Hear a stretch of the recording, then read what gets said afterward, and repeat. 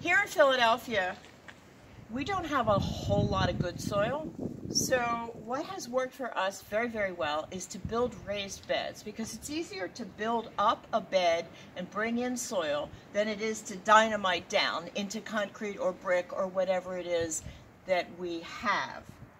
So I have today chosen to do a wooden raised bed.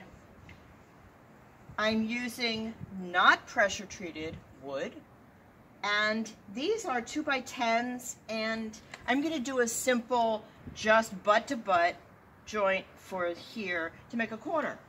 I'm making a nice little 4x4 raised bed because that's what I've got the space for. Other people like to do 4x8, 4x10, but 4 is the magic number because I want to be able to reach into the bed from one side or the other so that I never, ever, ever step in the bed. I figured out exactly where my bed wants to be. I've made the ground fairly level. I've taken my measurements, I've cut my boards, and now, of course, you need an action shot. So I'm going to put the boards together. First, I pre-drilled with I guess an 1/8" drill bit. I just started the holes because I don't want to, as I put the screws in, break the board. And then, magically, magically.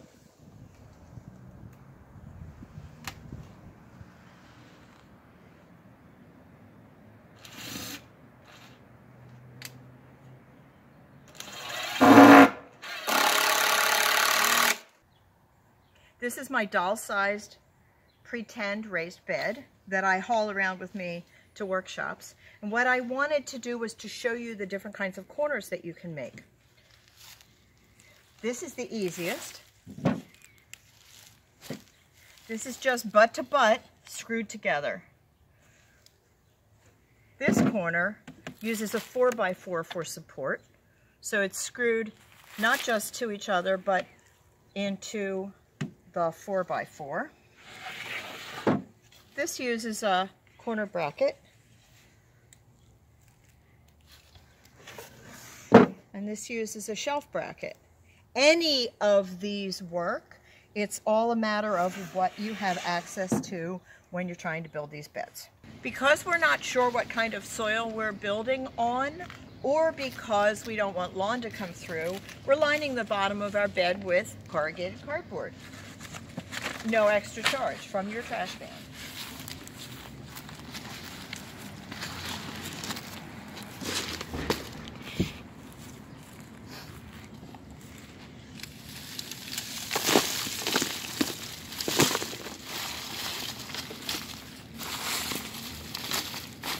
I'm using Christmas greens because I have them, and I'm filling the bottom of this bed with junk, and then we won't waste quite as much good soil because the junk will take up lots of space in the bottom. Because what we have available to us is soil from the store, and we have no idea what kind of quality is in those bags, we're going to make sure that we introduce some worm compost and some very active garden soil from someone else's garden into this as we fill it, to make sure that we have a nice diverse mix of micro critters and nutrients.